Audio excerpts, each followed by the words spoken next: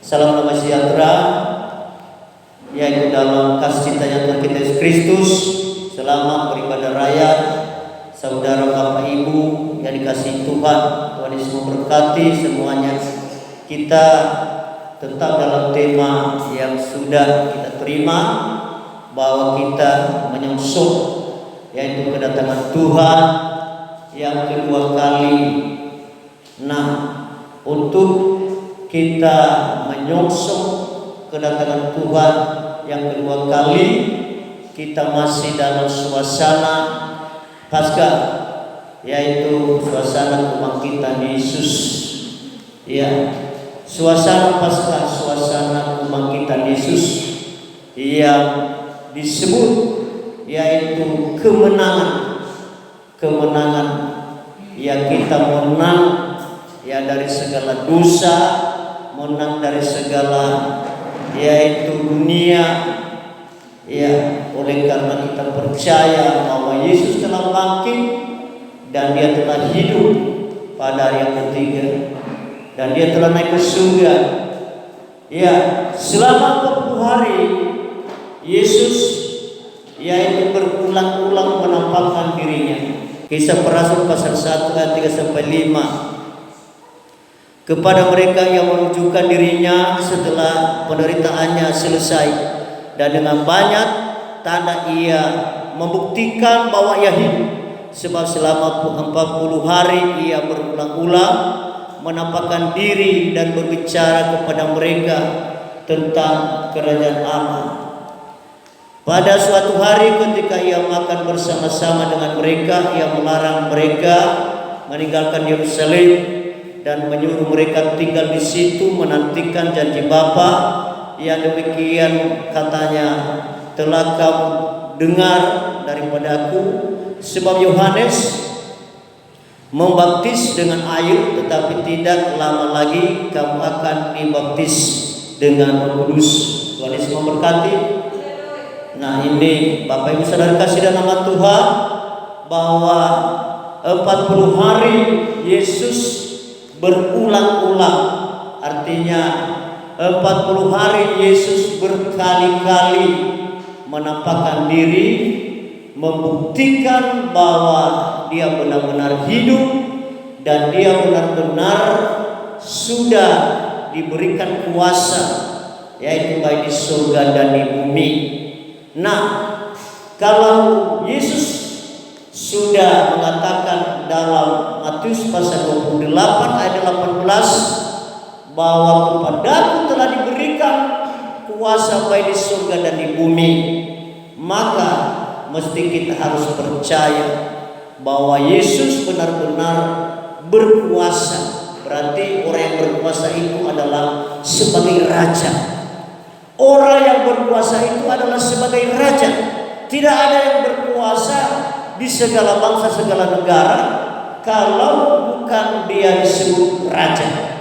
Nah, itu sebabnya Yesus mengatakan kepadaku telah diberikan kuasa baik di surga maupun di bumi, bahwa dia menyatakan dirinya sebagai raja. Jadi kalau dia menyatakan dirinya sebagai raja, berarti dia itu harus dihormat, harus disembah.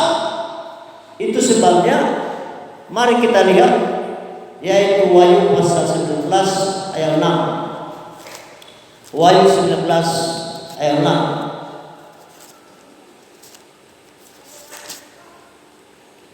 Demikianlah firman Tuhan, lalu aku mendengar seperti suara himpunan besar orang banyak, seperti desau air bah dan seperti deru guru yang hebat.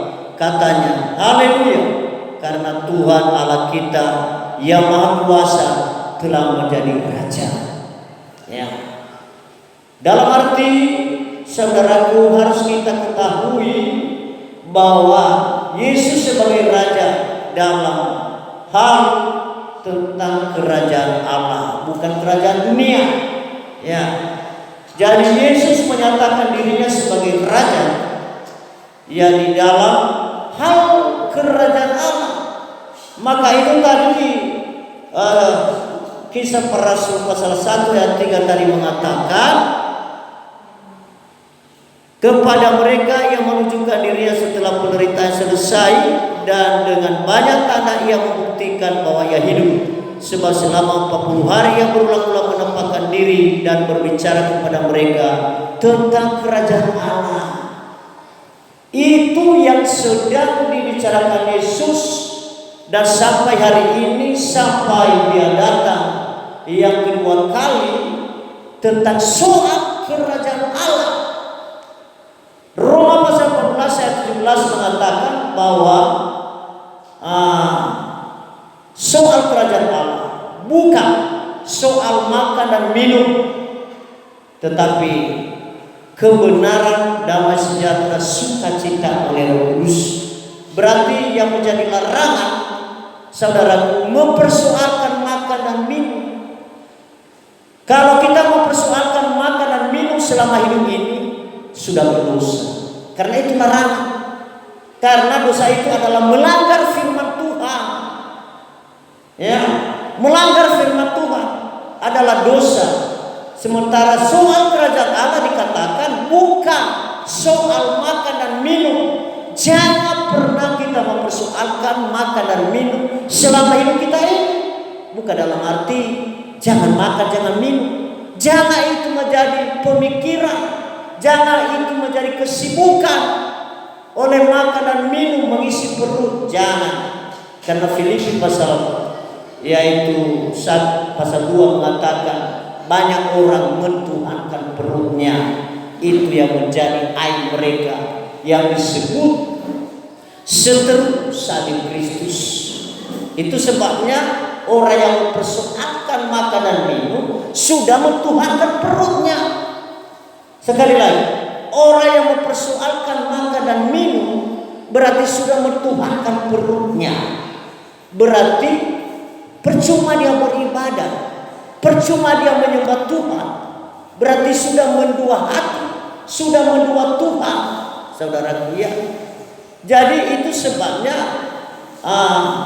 yang diajarkan Yesus ini pengajaran firman Tuhan yang benar tentang soal kerajaan Allah itu adalah kebenaran. Itu yang kita persoalkan. Apa saya sudah ada kebenaran? Enggak. Kebenaran itu adalah firman Tuhan. Dan firman Tuhan itu dikatakan dalam surat Matius. Mari kita baca. Waktu Yesus dicobai oleh iblis di padang gurun, yang kita tahu apa sih kebenaran itu, apa sih firman Tuhan itu. Ya, Matius pasal 4 ayat 4. Perhatikan. Tetapi Yesus menjawab, ada tertulis, manusia hidup bukan dari roti saja, tetapi dari setiap firman yang keluar dari mulut Allah.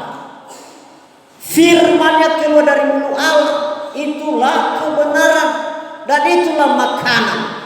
Itu yang diajarkan Yesus, yang harus kita persoalkan dan kita pikirkan siang dan malam, saudara.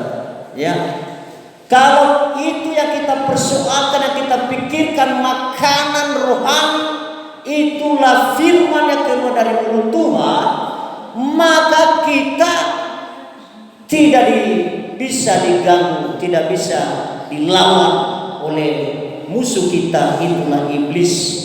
Ya, kalau kita persoalkan makan dan minum dalam hidup ini, sudah dikuasai iblis, saudara. Itu makanya kalau makan orang masih kurang kalau satu piring, sampai berapa piring baru bisa puas.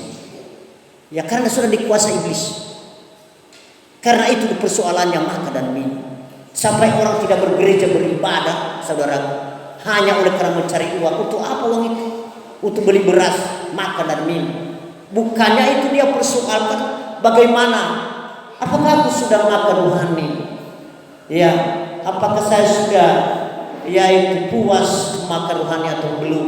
Di mana saya mendapat makanan rohani ini? Hanya di dalam penggembalaan, di sana ada firman Tuhan. Kalau itu yang dipersoalkan, dipikirkan manusia kita, saudara, tentang makanan rohani, maka iblis tidak bisa melawan kita. Terus kerajaan Allah sudah datang dalam kehidupan kita, di mana ada kebenaran, di situ tumbuh damai sejahtera. Di mana ada kebenaran, di situ tumbuh damai sejahtera. Yesaya pasal 30 ayat 17. Di mana ada kebenaran, di situ tak tumbuh damai sejahtera. Ada ketenangan, ada ketenteraman. Sekali lagi, di mana ada kebenaran, di situ tumbuh damai sejahtera. Dan ada ketenangan dan ketenteraman. Dalam rumah kita ada tenang, ada tentram, ada bahagia, ada sukacita, saudaraku. Oleh karena itu terus kita persoalkan, pikirkan, apakah saya sudah memakan firman Tuhan atau belum? Ya, apakah pikiran saya memikirkan firman Tuhan atau belum? Ya, itu yang dikehendaki Tuhan sampai 40 hari.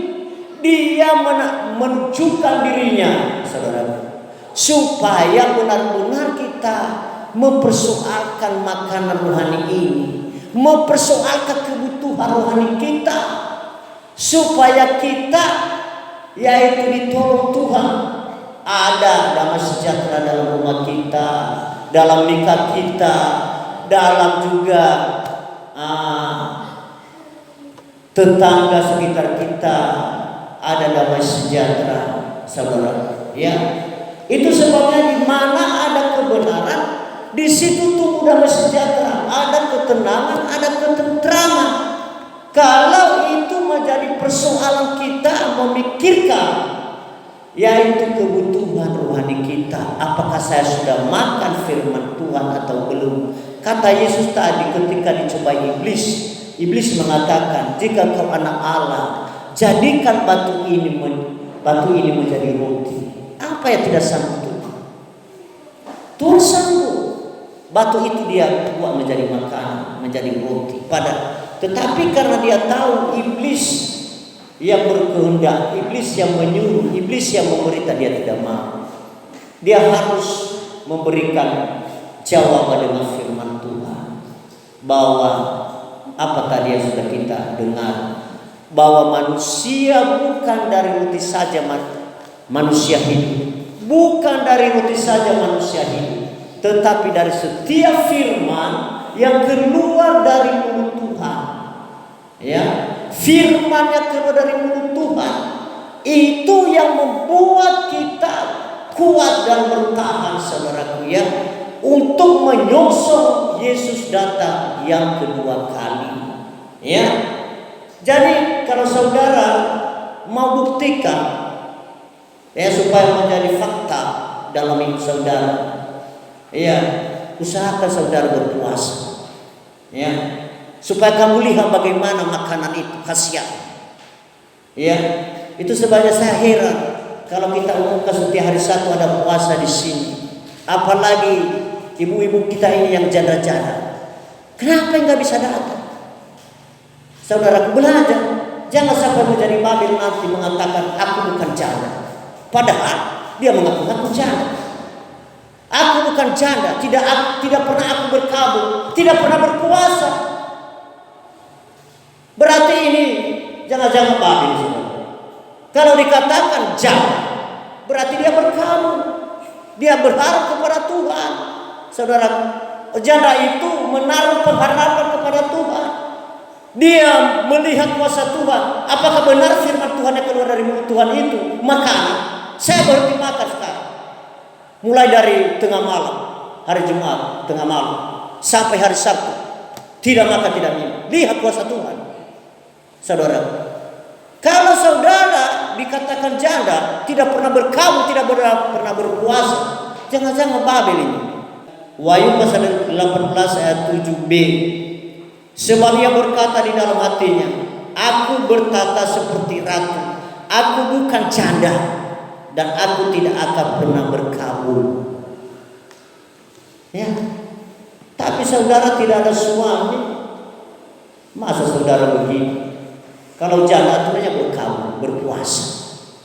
Itu kunci. Orang yang disebut janda itu menaruh bukan kepada manusia, bukan kepada uang harta.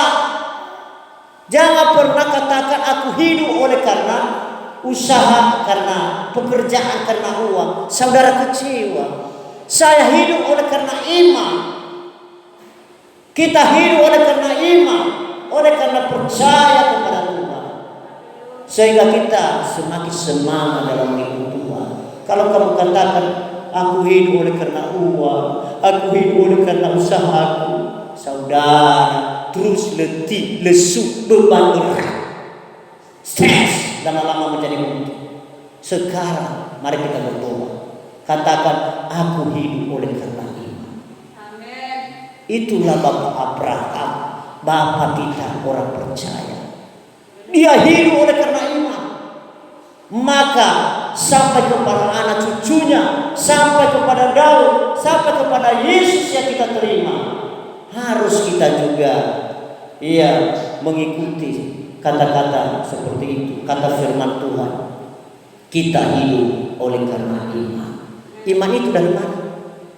Roma pasal 10 ayat 17. Iman timbul dari dengar-dengar akan pendengaran firman Kristus. Sekali lagi, iman timbul dari dengar-dengar akan pendengar firman Kristus. Berarti kalau orangnya menutup telinganya, dia sepertinya tuli, tidak ada iman. Tidak ada iman.